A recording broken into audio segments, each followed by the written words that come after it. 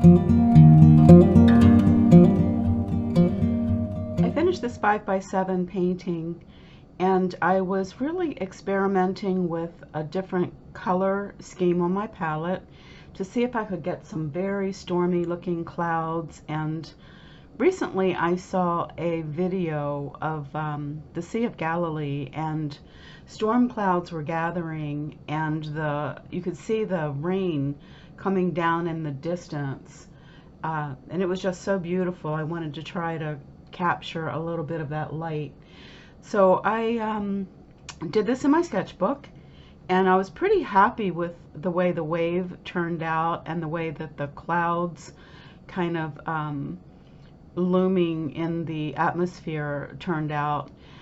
But I did make a few mistakes with the composition. First mistake that I can see is that the line of my waves it's too horizontal. It should have been a little bit angled so that the line, speaking compositionally, so that the line isn't parallel to my border. So that was one mistake that I saw. And just a few of the strokes on the edges, especially of the painting, I wish I had have done a little bit differently. But I want to talk to you today about cropping, because sometimes just cropping a painting can make all the difference, and take it up to a new level, even to the point where you might want to frame something that started out as a little sketch in your journal. So let me show you what I mean. Now this obviously this painting is too small, and let me grab my 8x10 mat. Sometimes I'll even put a mat down while I'm painting, and it'll help me to see where I'm going with it. But you can see that this painting actually will fit in an 8x10 if I just put an 8x10 up there, and I don't really crop it, but I just use the margins that are already there. And that is that's okay. I kind of like that, but there's no room for real cropping if I use this 8x10. So what would happen if I go down to a smaller mat and use a 5x7? Now I can change my horizon line by moving the mat up and down. Well, I can really only go this far to go down, but I can move it up to grab some of those beautiful storm clouds gathering, which is really, and look what happens when I go way up on that wave and crop out a lot of the foreground. It really magnifies the power of those waves, and I actually like that a lot too. I want to make sure that I grab the best parts of my painting. So what would happen if I angled this a little bit? I have to be careful to look all around the edges and make sure that I don't move up into that white area like that. But if I pull this down, now I can grab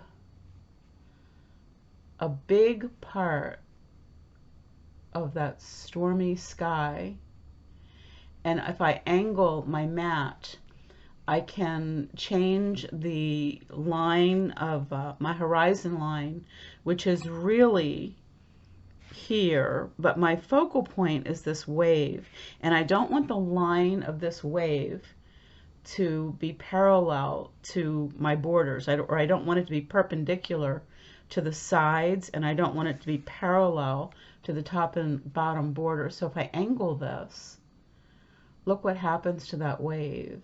It really brings it out. So let's just move this mat around. Look what happens when I bring it to this side. I'm placing my focal point in one of the four best places that it can be. Remember, if we divide this painting into 6 squares, here, here, here, and here would be cross, you know, where the squares intersect. And that is the best place to have a focal point. So here would be a great place for the lightest light, which is my focal point. So that's a good place to have that. I have to be careful of my edges. So that would make a good painting there. But I have cropped out some of the best parts of my sky. So I want to take that into consideration. So let's move back to the other side. And if I pull that in this way, I get my focal point into one of my other crosshair areas of my grid, which is a good place for it. And the roll of this wave even pulls your eye right to this focal point. So that works, and it also captures these clouds. The only thing that I don't like about this cropping is that it puts this important feature of the painting, which is the rain coming down in the distance. It crops off too much of that. So I'm going to move over a little bit to make sure I capture that part of the painting. I may have to sacrifice a little bit of that in order to get my this best crop here. So let's go up this way and see let's angle the other way and see if we can get some interesting cropping features. And that actually, if I can catch more of that wave, that works pretty well right there. Although I lose a little bit of this contrast here. I pull this down a little bit. That works. So do I like this? Or do I like this? Now I have to ask myself the question, do I want to make this wave my focal point, or do I want to draw more attention to this rain coming down in the background? And I think that the answer to that question is that the wave, the lightest light, is more important. And this, I would even call this a secondary focal point, which is fine, because look what happens. Your eye is drawn around the painting from these clouds here gathering, and it's bringing your eye around in this circular pattern. And it works really well. So I'm going to crop it this way.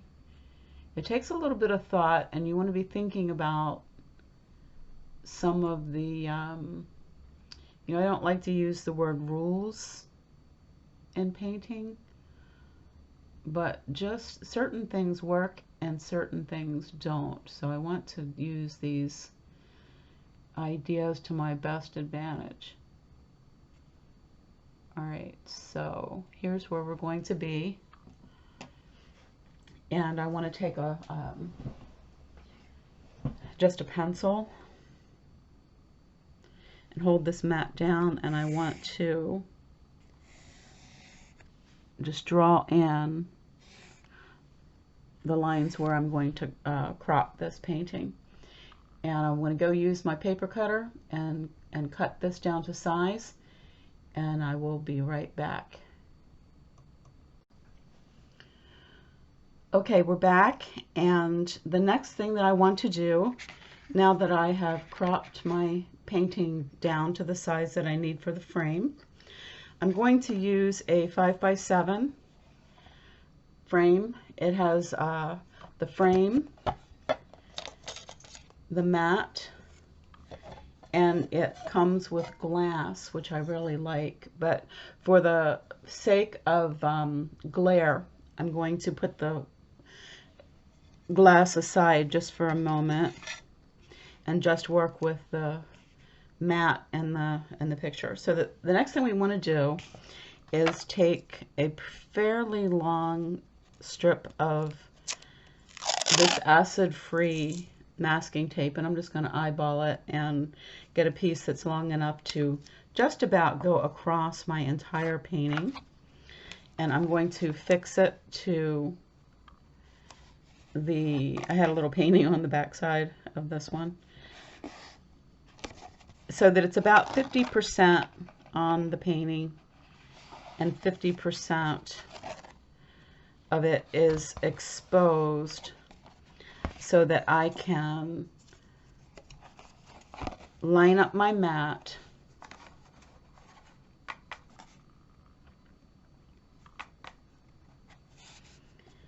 press it down. I only tape the top of my painting so that because paper needs to breathe with the moisture in the air. When it picks up moisture, it expands, and when it is a dry day, it releases that moisture and contracts. So I don't want to tape down all sides because it will eventually buckle in the frame, and I don't want that. So the other thing that I need to do with my painting is to make sure that I sign it. So the kind of the guideline with signing a painting, the bottom left or the bottom right corner is the best place for you to sign a painting. And you want your signature to be clear enough that people can see it, but you don't want it to dominate the painting in any way. So since my eye is being carried to the right, and this is an important part of my painting on the right here, I don't want to detract from that, so I'm going to choose to sign it on the left. So I'm going to leave a little bit of margin here in the corner, and I'm just going to sign my painting the way I normally do. And you can come up with a, whatever design that you want to sign your paintings with. That's a very unique choice that each artist has to make. So I've signed my painting, I've got it taped to the back side of my mat, and I'm going to put it into my frame. And normally I would put a backing on this, but because these frames come with a very thick board, I don't really need to back this. When you put backing on, what it does is it presses it up against the mat, so that when you put everything together, you don't have any gaps between your mat and your painting, because you don't want that to create a shadow. So, and that's the reason for your backing. And but for the sake of glare, I'm leaving the glass out. And you can see that just by cropping this painting, I have gotten such a better presentation for my artwork there. And there's the finished piece. So thanks for jumping on with me. I hope that you have enjoyed this little suggestion or just method of mounting and framing a piece using cropping to get the best presentation for your artwork that you can. If you have questions, comments, we'd love to hear from you. Thanks for hopping on here with me, and until next time, enjoy painting.